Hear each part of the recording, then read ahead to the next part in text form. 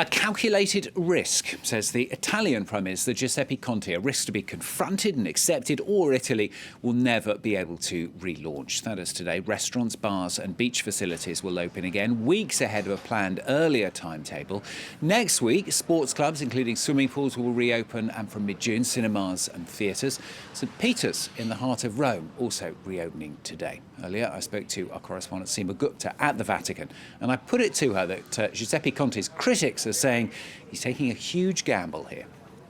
Is a calculated risk. I think it's a balancing act, if you like, to balance up the needs of wealth versus the needs of health. And essentially, they believe it was very essential to kickstart the economy. You've got businesses suffering here in Italy, people who have lost their jobs. They really need to get things going. And with a lot of pressure on that issue, essentially, they've allowed the reopening, as you mentioned, bars, restaurants, you've got hairdressers functioning today as well, museums as well as retail shops, and yes, places of worship like St. Peter's Basilica will be open to celebrate Mass or to have church services. But really, it was necessary because simply they felt they need to get the economy going, but people are very concerned about a possible second wave of infections. For the moment, just on Sunday, we saw Italy reach its lowest number of deaths since the start of this pandemic, really.